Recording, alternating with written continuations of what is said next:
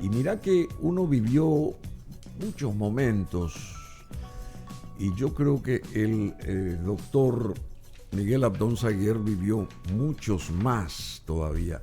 No estoy haciendo hincapié en la cantidad de años que tiene, sino en la experiencia que acumuló a través de sus propias vivencias, de su propia vida. Fue canciller nacional, senador de la nación, respetado político, ciudadano de ley y seguramente uno de los referentes de la política nacional más respetados hoy, porque ahora está un poco tumultuosa la cosa. Antes que nada, un placer, Tito. ¿Cómo estás? Muy bien, muchas gracias por la invitación. Bueno, este caso sonado rápidamente nomás y someramente, lo de O.J. Simpson. Me contaste fuera de micrófono que estuviste en Estados Unidos en aquel momento y habrás seguido minuciosamente lo que fue toda esa persecución a este señor, que fue muy querido por los estadounidenses y se convierte después en villano de esta historia. Y fallece ahora a los 76 años de cáncer y inclusive le aplicaron un monto sideral que debió de ser pagado en millones de dólares, que ascendía a casi 34 millones, pero no fue del todo, digamos, entregado hasta el presente. O sea que se quedó ahí, se congeló esa suma, no sé cuánto habrá pagado este señor o su familia, y se quedó en aguas de borraja eso. Este caso, desde la perspectiva de un abogado tuyo, como vos, de un abogado tan importante como vos, ¿cuál sería la mirada de un caso así? Porque fue un caso sonadísimo, donde también estaban contratados los más puntillosos defensores de juicios de este tipo. En aquel momento, las mentes más brillantes de los Estados Unidos estaban contratadas ahí para, digamos, respaldar a este exjugador de fútbol, del fútbol americano, ¿verdad? ¿Esto qué deja? Pasaron tantos años, porque esto se resolvió en el 95 más o menos, y ahora fallece en el 2024, pero quedó como en una suerte de nebulosa este caso, ¿no? Que no se llegó a resolver del todo, no se llegó a resolver del todo. ¿Cuál es tu mirada así retrospectiva? Mira, la experiencia que yo tuve fue, como te dije antes, una invitación del gobierno norteamericano para participar de un seminario bastante largo que duró casi un mes más o menos. En aquel momento. En aquel momento, claro. Y el tema, el profesor uno de los profesores que nos daba la clase, nos llegó a decir en un determinado momento: las pruebas en contra de Simpson son abrumadoras, contundentes. Pero, dice, acá el tema es que el estudio jurídico que está manejando la defensa es muy poderoso, era poderoso, sí, muy poderoso. Muy famoso. Pero además tenía de su lado que él era un ídolo del fútbol americano. Claro, el respaldo natural. Sí, en el mundo. Qué linda era la señora esta. Muy linda, una rubia muy linda. Espectacular, muy linda, sí. ¿Y cómo él zafó, entre comillas, de esto por esa popularidad que tenía? Yo no te podría No, ya decir, sé, ¿verdad? y por el excelente servicio profesional de estos señores, obviamente. Bueno, son dos puntos positivos. Y el tercero, yo creo que debería de ser el primero, la cantidad de dólares que se puso ahí o que se pusieron ahí en la mesa de negociación, ¿verdad? El dinero hoy en día, ante un caso como este, o no tan sonado, pero el dinero es el que prima, querido Miguel Abdón Zaguer, siempre. No sé si siempre, pero vos sabés que el dinero En cualquier parte, ¿verdad? Pero en los Estados Unidos es una cosa increíble. Es un país hipercapitalista, ¿no? Y que consideran que el millonario es un personaje al que intocable. Se lo mira a veces con simpatía, otras veces con sospecha de que habría incurrido en maniobras que no podían ser penados, pero que desde el punto de vista ético no eran, digamos, valorados desde el punto de vista al contrario. Y a tu criterio, habiendo pasado tantos años y ante este hecho luctuoso también, porque se murió un ser humano, al fin de cuentas, ¿cuál es tu mirada, digamos? ¿Cómo queda este caso? ¿Él fue realmente culpable de la muerte de su señora, Nicole Brown, y de su amigo, un tal Ron Goldman? ¿Vos crees que él fue culpable desde el punto de vista jurídico y que le salvaron todas estas historias de las que comentamos antes? O sea, la popularidad que tenía, la eficiencia del estudio jurídico que lo defendió, el dinero que estuvo de por medio. Es muy difícil dar una opinión así terminante. Pero yo te cuento la experiencia que tuve. Que uno de los profesores que nos daba clases nos dijo que las pruebas eran determinantes. Pero dijo, el estudio que está manejando el caso es muy famoso y tiene mucha fama de preeminencia. Sí. Bueno, querido Miguel Abdón Zaguer, muchas gracias. Ayer yo decía que cambiando de norte, de tema, por supuesto, ante esta situación que se vive específicamente en el Ecuador y en México, pero que toda América está pendiente de este caso sonado también desde el punto de vista diplomático y en el carácter de el doctor Zaguer, que fue canciller nacional.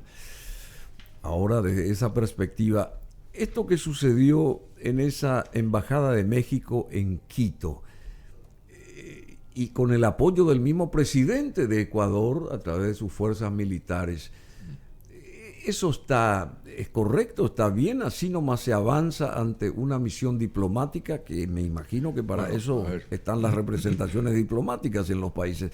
¿Cómo analizarías esta situación en particular? Yo te digo, desde el punto de vista de la normativa que rige a nivel internacional, evidentemente es una clara violación y es un episodio bárbaro, si se quiere.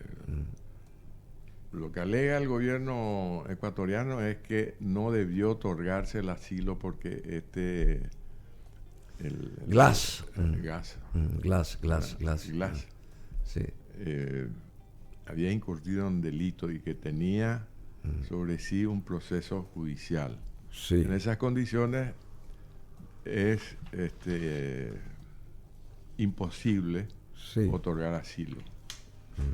Pues sí, los tratados internacionales señalan que uno de los impedimentos del otorgamiento del asilo es la comisión de un delito o existía un proceso judicial. Está bien, eso es posible que así sea, pero para rever esa situación tendría que haber planteado, no sé, ante la Corte Internacional de Justicia. No que se dé el ataque, no que se dé ese ataque que se dio, digamos. Claro. Es brutal. Pero me llamó la atención eso que dijiste. Yo ayer comenté que telefónicamente estuvimos hablando con el doctor Zaguer y sobre este tema en particular, y desde la óptica del doctor Zaguer habría que preguntarse ante una hecha así, ¿quiénes son los que determinan quiénes pueden ser asilados en embajadas, por ejemplo? El país asilante. De otra manera no existe. Sí, no, ya sé. Pero y el país asilante, en este caso Ecuador, que concedió el asilo a México. A México, perdón, claro. México. Bueno, pero vos te ibas mucho más allá, querido Tito. Por ejemplo, ¿quiénes determinan si es causal de un proceso negativo contra la justicia? Entonces no puede ser asilado. Ahora, si es una cuestión política de que hay roces en facción, en conos de una facción contra la otra y él pertenece a una de ellas, qué sé yo, entonces puede perfectamente ser asilado, pero si tiene cuestiones jurídicas... No, y se recurre a la Corte Internacional de Justicia, que es un organismo permanente de las Naciones Unidas. Mira, hay precedentes en América Latina. En el caso del asilo que Colombia le otorgó a Víctor Raúl Haya de la Torre, el fundador del APRA en el Perú, que estuvo 5 años, estuvo asilado en la Embajada de Colombia. 5 años. Sí, el gobierno del Perú, que entonces estaba presidido por el general general Odría, que había dado un golpe un tiempo antes, en el año 48, y mucho tiempo atrás. Haya de la Torre se asiló en el año 49. 5 años. Y finalmente aceptaron el asilo y pudo salir de la Embajada de Colombia en el año 54. O sea que estuvo 5 años asilado. 70 años atrás. Sí. Ese es un caso, ¿verdad? Pero o sea, salió con todas las garantías. Perú en ese momento estaba gobernado por un dictador. Odría era un dictador. A él no se le antojó invadir la Embajada de Colombia y sacarlo allá de la Torre con el argumento: no, señor, usted está procesado y en esas condiciones no le pudieron haber otorgado el asilo. ¿Qué hizo? Y plantearon una demanda. Sí. Y también uno plantea, el mismo AMLO, el presidente de México, dijo que este presidente Noboa del Ecuador tuvo que tener o tiene que tener un gran respaldo de un gran país para haber hecho lo que hizo. Y eso está tirando, dejó puntos suspensivos diciendo que Estados Unidos le está respaldando a Noboa, por un lado, y por otro lado, Estados Unidos dice que fue pecaminoso lo que hizo Noboa en su propio país contra la Embajada de México. Es un caso sale del circuito normal este caso. Y es lo que va a hacer el gobierno mexicano ahora, demandarle al gobierno del Ecuador ante la Corte Internacional de Justicia. Porque Estados Unidos, por un lado, condena asalto a la Embajada de México en Ecuador tras reclamo de AMLO.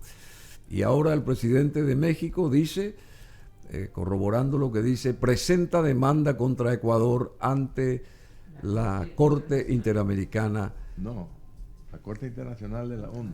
Corte Internacional de la ONU. Es un organismo permanente de Naciones Unidas. Corte Internacional de la ONU, perdón, Corte Internacional de la ONU. Con su sede creo que está en Ginebra. En Ginebra está. Bueno, pero también México levantó toda la representación diplomática, tanto los consulados y la propia embajada, o sea que... Pero eso no quiere decir que ya no pueda demandar ante la Corte. O sea, una medida de tipo política. Ahora lo que se busca es un pronunciamiento jurídico. ¿Qué dice la Corte? Es inaceptable eso, que se considera que el sitio donde está ubicada la embajada de cualquier país es un territorio soberano. Es una ficción, ¿verdad? Porque está en territorio, por ejemplo, la embajada de México acá en Paraguay, su inmueble, su sitio, su casa. Eso no se puede... No se puede entrar nomás así. No. Si se comete un delito en ese sitio... Y los autos, los móviles, o sea, el móvil que pertenece al embajador propiamente, también es una propiedad del Estado de México, digamos, no. O sea, en este caso, ya que estamos hablando de México y de Ecuador, el auto donde se va el embajador, donde se moviliza, en cualquier país del mundo, el auto de la cabeza de la misión diplomática X, es también propiedad del Estado de ese territorio, digamos, del territorio representado. Vos te das cuenta que tienen inclusive una identificación distinta con cuerpo diplomático. Sí, ya sé, claro, o sea, cuerpo diplomático, sí, para claro. que te presten atención de que la persona que va conduciendo o que está siendo conducida en ese vehículo tiene cierto trato preferente y que hay que pensar dos veces para tomar una medida, salvo que se cometa un delito que inmediatamente necesite la reacción de una autoridad, un policía que está en la calle, que ve que sí, entiendo que ahora, va a ser una agresión. Supongamos que el señor Glass, Jorge Glass, la embajada de México lo alzaba en un vehículo de uno de los diplomáticos mexicanos para llevarlo a la frontera y sacarlo, no podían tampoco detenerlo. Tampoco. No podía. Claro, estamos hablando del vehículo, pues. Claro. Y eso fue lo que pasó, salvando distancias, con Perón cuando salió de la embajada paraguaya y se fue a la Cañonera, ¿verdad? Sí. ¿Eso mismo pasó allá? Así mismo no, pero se cuidaban mucho. Y conste que la situación en la Argentina era bastante peliaguda, convulsa, ¿verdad? Muy. O sea que, y ese caso fue también muy sonado, ese caso de Perón. Se lanzó un libro hace poco de Hugo Ruiz Olazar.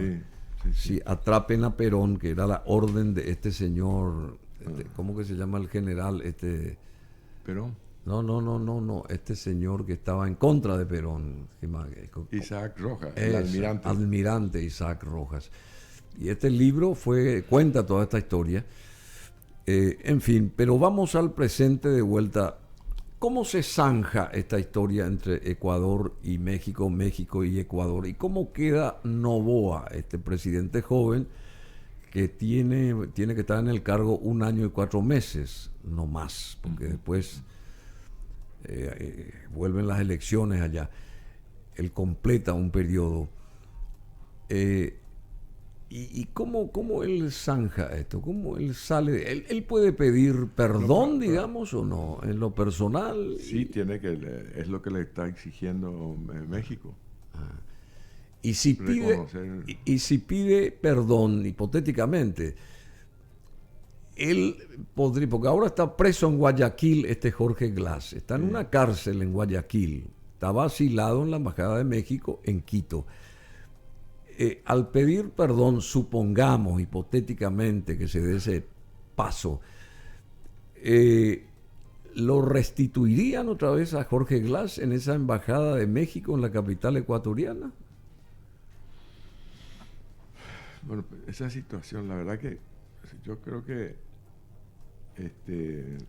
lo que tendría que haber hecho el gobierno del Ecuador es plantear una demanda contra el gobierno de México en haberle otorgado asilo a una persona que está siendo procesada por el caso Odebrecht, entre otras cosas. Exactamente.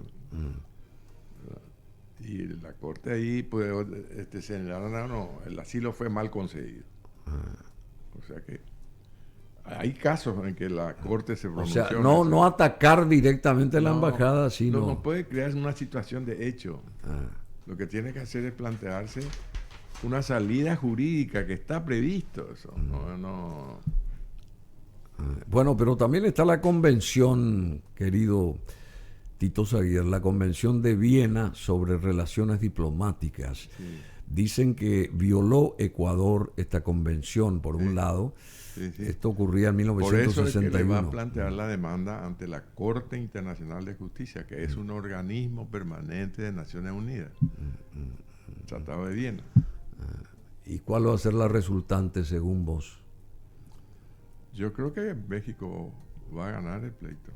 ¿Sí? México. Porque la demanda no se va a referir a la condición del del personaje. de Glass, sino a la modalidad utilizada para Sí, claro. sacarlo de la embajada. Claro. ¿Qué tendría que haber hecho Noboa. lo que hicieron los peruanos cuando Haya de la Torre estaba asilado en Colombia? ¿Qué hizo? Cote que Odría era un dictador, pero no se le pasó por la cabeza invadir la embajada de Colombia. Le planteó una demanda, pero no sé cuál habrá sido el resultado. El asunto es que en el año 54 tuvo 9 años, no, tuvo 5 o 6 años, estuvo asilado Haya de la Torre. Sí, 5 dijiste, sí. Sí, 5 años. Y después no sé cómo continuó la cuestión. Pero eso es lo que tendrían que haber hecho los ecuatorianos, pero eso de resolver entrar a la embajada es una barbaridad. Bueno, acá está Víctor Raúl Haya de la Torre, a ver, líder histórico del aprismo en Perú, debió, aprismo, ¿verdad? Debió refugiarse en la Embajada de Colombia en Lima en 1949 por la persecución de la dictadura de Manuel Odría. Estuvo 5 años, el Tribunal de la Haya reconoció el derecho de Colombia a otorgar asilo sin la aceptación peruana, lo que dio lugar al Tratado de Caracas y la Convención sobre Asilo Diplomático. Hay 2 tipos de asilo. Está el diplomático, que es cuando la persona ingresa a las instalaciones de la embajada. Y está el asilo territorial, que es cuando uno logra, digamos, eludir la persecución en su país y entra acá al Paraguay, se presenta ante las autoridades y dice que solicito asilo territorial. Entonces el país al que pertenece pueden pedir la detención internacional y eso se va a discutir en los tribunales. Pero finalmente el gobierno peruano tuvo que darle el salvoconducto a Haya de la Torre. Hay muchos casos. Pero fíjate vos que hay muchos tratados internacionales referidos al caso. Por otro lado, perdóname, siguiendo con esto, porque el famoso Julian Assange estuvo asilado en la propia embajada de Ecuador mucho tiempo allá en Suecia, creo que, o Finlandia, no sé, uno de esos países, por el caso, el fundador de Wikileaks, Assange. Y ahora vuelve al tapete este tema, es la misma cosa, o sea, Ecuador lo asila a Assange. Sí. Bueno, contra lo que decía Estados Unidos en aquel momento. Y Estados Unidos ahora analiza retirar los cargos contra Julian Assange. ¿Viste cómo se resolvió? Como gente civilizada. Por eso. Sí. Resulta que también las Naciones Unidas, en el Tratado sobre Derechos Humanos, creo que el artículo 14 habla, dice, toda persona tiene derecho a solicitar asilo si considera que es un perseguido político, una cosa así. El asilo político. Y esto que está ocurriendo en Caracas con los ciudadanos, ahí en la embajada argentina, no sé si estás al tanto lo que pasa. Sí, están asilados también. Lo que pasa. ¿Y quiénes son los que están asilados? ¿Los Contreras a Maduro o son argentinos los que están? La verdad que no sé eso, si son de nacionalidad argentina. A ver, el artículo 14 de la Declaración Universal otorga a las personas perseguidas el derecho a buscar y a disfrutar del asilo. Este derecho, además del derecho a salir del propio país, artículo 13, y el derecho a la nacionalidad, artículo 15, encuentra su origen en lo ocurrido durante el Holocausto, al famoso Holocausto. El tema de, sobre todo de ACNUR. ACNUR es una, digamos, una entidad de las Naciones Unidas, creada en el año 48, cuando se consagró también la Declaración Universal de los Derechos Humanos de Naciones Unidas. ACNUR significa alto comisionado de las Naciones Unidas para Refugiados. Porque el Tratado de Derechos Humanos de las Naciones Unidas también reconoce el derecho de asilo. Y ahora, no sé qué... No, él siempre nos ayudó a repasar la cuestión esta. El artículo 14 otorga a las personas perseguidas el derecho a buscar y a disfrutar de un asilo, del asilo político. Nosotros, digo, el Estado paraguayo, en virtud de su Constitución Nacional, está obligado a darle el asilo. Y después se discute si hay causal... está obligado a dar asilo. No solamente por una cuestión de los tratados internacionales, sino nuestra Constitución. Sí. La última Constitución, en el artículo 43, dice claramente... Acércate, por favor, al micrófono. El artículo 43. Sí. Fíjate vos en qué parte está ahí tenés. Artículo 43. Sí. A ver, el artículo 43 dice: del derecho de asilo, el Paraguay reconoce el derecho de asilo territorial y diplomático a toda persona perseguida por motivos o delitos políticos o por delitos comunes conexos, así como por sus opiniones o por sus creencias. Las autoridades deberán otorgar de inmediato la documentación personal y el correspondiente salvoconducto. Ningún asilado político será trasladado compulsivamente al país cuyas autoridades lo persigan. ¿En qué parte está? Es importante. Más atrás. Fíjate, está en la parte de la libertad. Sí. La primera parte, la Constitución habla de la vida. Después de la vida viene la libertad. No sé en qué artículo de estar. Es importante la gente. Sí, de la libertad, capítulo 2. El capítulo 2. De la libertad. Pero en realidad Paraguay, te voy a decir, históricamente es uno de los primeros países que, sin tener ningún tratado, ninguna obligación, otorgó asilo. Fue durante el gobierno de el doctor Francia, que le dio asilo a Artigas. Sí, Artigas, 30 años estuvo acá. Sí. Y después también, vos sabés que Paraguay siempre participó en el año, creo que en el siglo XIX, a fines del siglo XIX, hubo un congreso sobre derecho penal internacional en Montevideo. Y fueron nuestros delegados Benjamín Acebal y Zacarías Camino. Y ahí en ese tratado se ratifica, digamos, jurídicamente el derecho a asilo, como un derecho fundamental que preserva la libertad de las personas. Y después hay muchos otros tratados que Paraguay siempre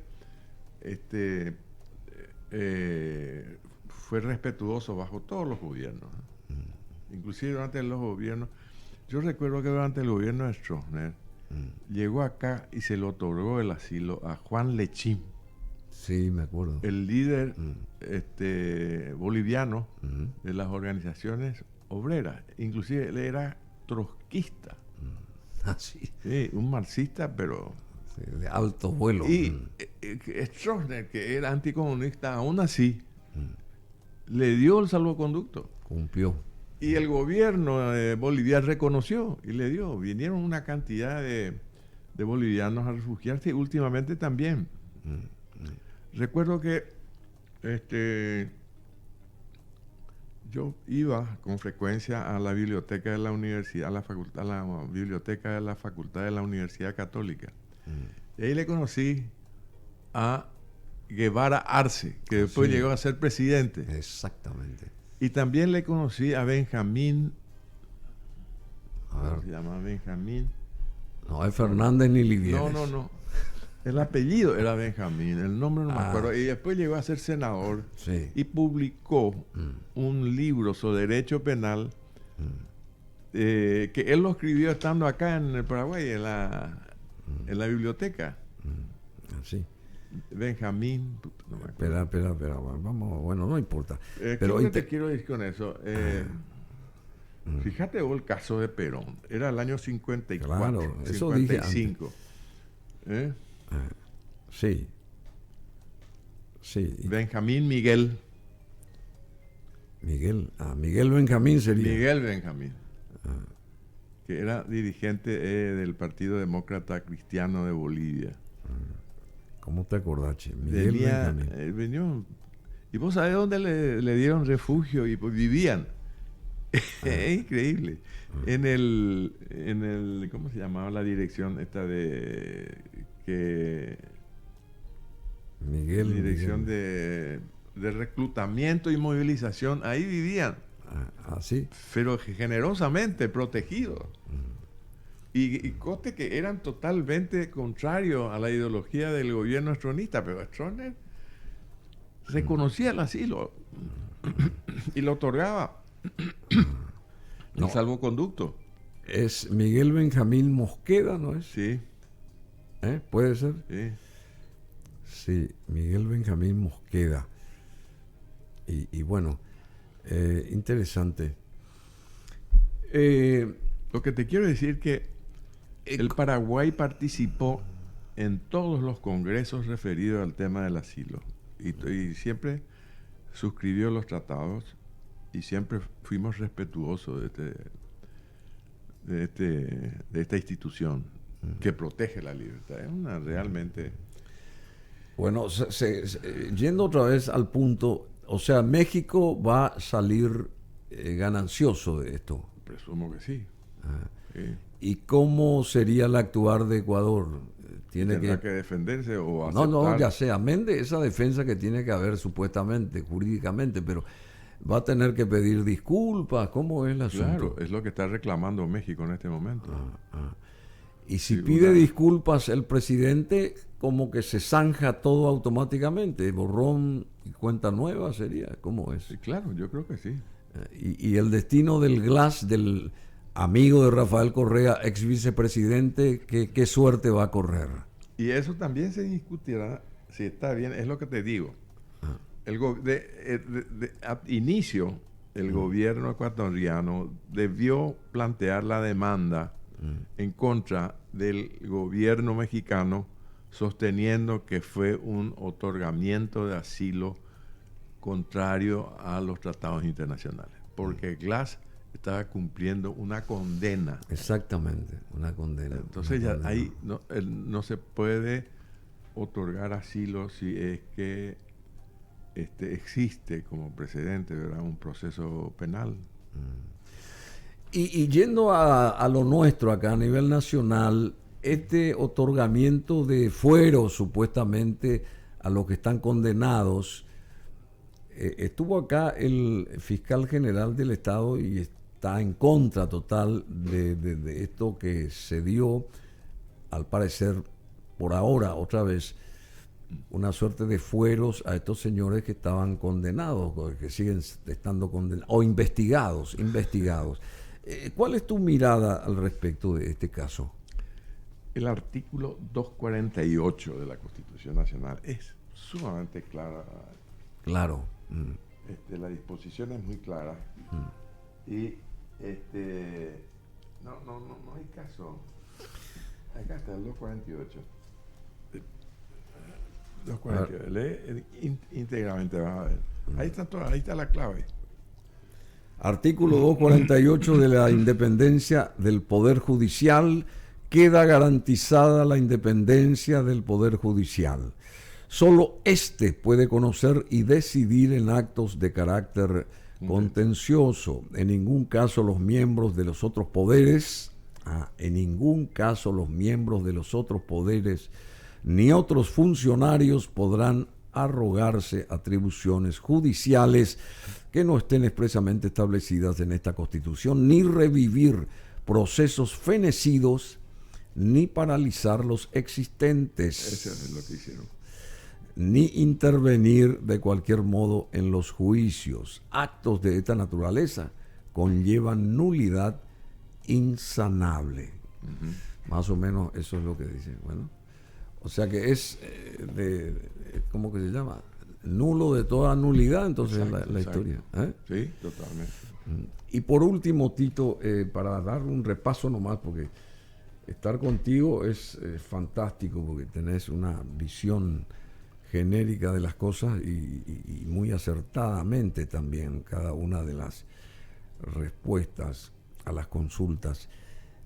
Este impasse que hubo con la presencia del presidente argentino telemáticamente, Milei, cuando el lanzamiento de este libro del periodista Feynman, acá en Asunción, y la presencia del presidente Peña, y como coordinador del acto en sí estuvo este periodista Jorge Torres. Y le insulta al presidente argentino, a Torres, porque lo descalifica, digamos. ¿Cuál fue el pecado de Torres? Porque él lo único que le dijo es cómo la Argentina, tengo entendido, ¿verdad? Yo no vi eso, pero saqué conclusión de la historia. Lo único que le dijo, ¿cómo usted hará que salga la Argentina de este atrapamiento económico financiero en el cual está? ¿Cómo se va a creer en lo que usted pueda dictaminar o llevar a cabo una cosa así, salvando distancias? Yo estoy diciendo lo que ahora más o menos, eso es lo que le preguntó, como diciendo, ¿cómo va a ayudar a que la Argentina salga de este caos financiero? Eso es lo que le preguntó Jorge Torres. ¿En dónde estuvo el pecado del periodista? Mira, eso no te puedo decir porque yo no seguí. Vos no seguiste. No. Ni tampoco escuché lo que dijo Milei ni lo que dijo. Pero te habrá enterado que hubo una suerte me enteré. Pero se cruzó. Un incidente meramente verbal, no tiene consecuencias jurídicas. Sí, no, ya sé, por supuesto. Y mira que vos viviste mucho tiempo en la Argentina, te formaste en la Argentina, entre paréntesis, y tendrás el corazoncito también dividido con la Argentina, porque tenés familia, mucha gente allá también. Esto que nos pasa a nosotros con la Argentina, hablo el caso de la hidrovía, el caso de Yacyretá, por ejemplo, ¿cómo nosotros podemos, o sea, la Cancillería, cómo puede defenderse mucho más profesional y astutamente ante estos avasallamientos de un país vecino? ¿En qué caso? En el caso de la hidrovía. Yacyretá y en el caso de hidrovía. No, el caso de hidrovía es una barbaridad lo que están haciendo, porque yo recuerdo que cuando estuvo Onganía por acá en el año 1967, después del golpe contra Ilia, asumió Onganía, y él estuvo por Paraguay y firmó un convenio internacional sobre libre navegación de los ríos Paraná y Paraguay. Así, Onganía. No sé cómo desconoce la Argentina una cuestión tan clara y que nunca hemos tenido litigio alguno respecto a ese punto. No, el pago de este peaje. Sí, no, ya entiendo. Arbitraje, es arbitrario. Es unilateral. Sí, y no solamente eso, sino tenemos también el Tratado de Hidrovía, donde están otros países como Brasil, Bolivia, Uruguay. Y a pesar de eso... Sí, es una actitud... avasallante. Si bien es cierto que nuestra Cancillería dice que no está, digamos, documentada el monto del peaje, una cosa así. Yo creo que no tiene que haber ningún peaje si es un río internacional. Los tratados. Mira, los tratados de la libre navegación en los ríos ya se consagró allá por 1815 en el famoso Congreso de Viena. Sí. Ya era consecuencia de las ideas sustentadas por la Revolución Francesa. Sí. La libre navegación de los ríos internacionales. Y los ríos internacionales pueden ser ríos de cursos sucesivos, es decir, que pasan por varios estados o son colindantes. Ahí en Europa hay ejemplos muy claros, por ejemplo, el Danubio. Sí, que es un río larguísimo. Toca a todos los países, me parece. Como 10 países distintos. Zigzagueante. Y tienen una administración bastante aceptada por todos los países. después tenés otro río que son también Sí. ríos internacionales, ¿verdad? Hay toda una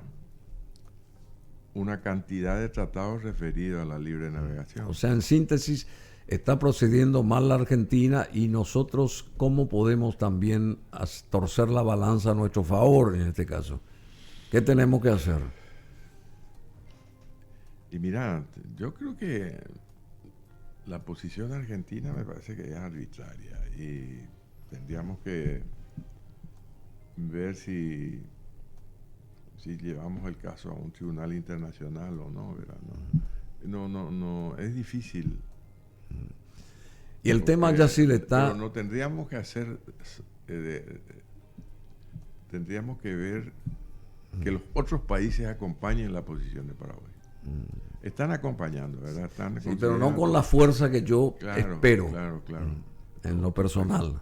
Sí, porque nos afecta al Brasil.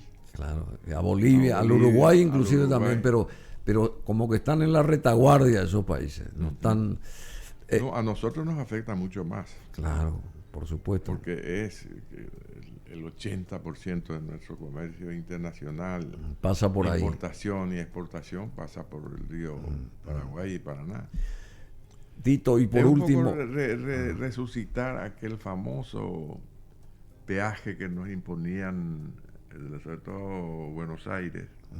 La época de la colonia. Los famosos puertos precisos. Allá, y en Paraguay, que era lo que exportaba madera, cuero, tabaco. Tenían que bajar necesariamente los productos ahí en Santa Fe. E ir en carreta. Pero carretas que eran solamente de los argentinos, santafesinos, los porteños. Bueno, por último, y el caso Yacyretá, ¿cómo se puede revisar esta historia? Porque según mi ley va a pasar al Congreso ese tratado Cartes-Macri para que resuelva el Congreso. ¿Vos estás de acuerdo con eso o...? No estoy de acuerdo. ¿No estás de acuerdo? No. Ahí lo que hacen es reducir el monto de lo que supuestamente el Paraguay debe por la construcción de Yacyretá. Algo de 16.000 se bajó a 4.000. A 4.000 millones. Paraguay no le debe nada. Argentina lo que hizo es aporte, no préstamo. Aportes. Y ellos consideran que eran préstamos con unos intereses bárbaros. Sí, claro. Me parece que no. ¿Y cómo se...? Yacyretá, te diré que es una anarquía, cómo está administrada, es increíble. En alguna oportunidad el contralor, el doctor Octavio Eiraldi, fue hasta Buenos Aires, a la entidad como contralor, a querer estudiar los papeles para hacer una evaluación. No, para analizar si los gastos, las inversiones eran correctas. ¿Y qué pasó allá? Pero le cerraron la puerta por la cara, pero literalmente no le dejaron entrar. Sí, che. Una barbaridad. Todos los papeles están ahí. Paraguay no tiene un solo papel referido a todo al manejo de Yacyretá. Y menos nunca tuvo la dirección de Yacyretá tampoco. Sí, siempre fue argentino. Y claro, a eso voy. ¿Y cómo se entiende eso? Si es una entidad binacional, supuestamente. No se debe de turnar ahí. Alternar periódicamente la dirección. No sé, pero de cualquier manera tendría que haber un manejo conjunto. Dos directores o codirectores, digamos. Pero fue muy mal negociado desde el principio y después peor administrado. Es peor que Itaipú, peor 100 veces. ¿Ah, sí? Sí. Y ahora necesitamos nuevas hidroeléctricas y con la Argentina, porque ya nos estamos quedando sin energía. Sí, creo en que breve. El tema de Corpus. Sí, y hay otra más. ¿Y cómo se va a hacer, se va a dar ese paso si ni siquiera se ponen de acuerdo con Yacyretá o en Yacyretá? Por eso digo, hay que mantenerse firme en defender nuestros intereses. Porque los argentinos son los más necesitados de energía, porque están bastante incierta, digamos, en la lo que situación va a ocurrir en un futuro inmediato con este tema de la energía en la Argentina. Bueno, querido Tito, querido Miguel Abdón Saguier, senador, ex canciller, muchas gracias. Ya no abordamos lo del el Partido Liberal, pero en otra ocasión. Porque, Sí, con mucho gusto. No Con sé mucho cómo gusto. estamos las cosas ahí.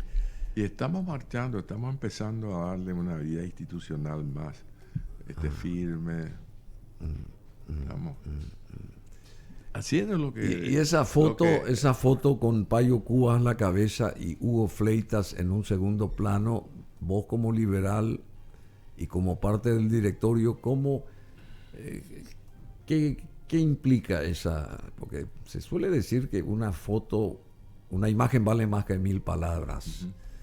Y bueno, es la demostración de que el Paraguay está en la búsqueda de un proyecto unificado. Sí, pero Hugo Fleitas es el presidente del PLRA. Sí, está bien. Sí, pero aparece ahí en primera plana, ahí tenés la imagen. Payo Cubas. Y supongo que fue el invitante Payo Cubas. Así nomás. No hay que darle tanto dramatismo a este tema. Nosotros queremos que fíjate vos, que el Partido Colorado ganó con el 36%, o sea que no tiene el 50% tampoco. Si la oposición se uniera, desde luego que vamos a ganar las elecciones. ¿Y qué falta para que se una? ¿Qué falta para que se una, Dios? Y bueno, que vos presidas esa unidad. El partido tiene que ser parte, ¿no? Porque a veces los celos son los que terminan frustrando la realización de un plan importante como es la alternancia, ¿no? El proyecto de la alternancia. Pero no es fácil, es difícil. La política no es tampoco 2 más 2 es 4. Claro. Juego de intereses. Hay que tener una gran inspiración, porque se dicen que es el arte de gobernar la política. Y si es arte, hay que estar inspirado, ¿no? Claro. Hay que tener... Bueno, y ahora estamos inspirados agradeciéndole al querido Tito Saguier.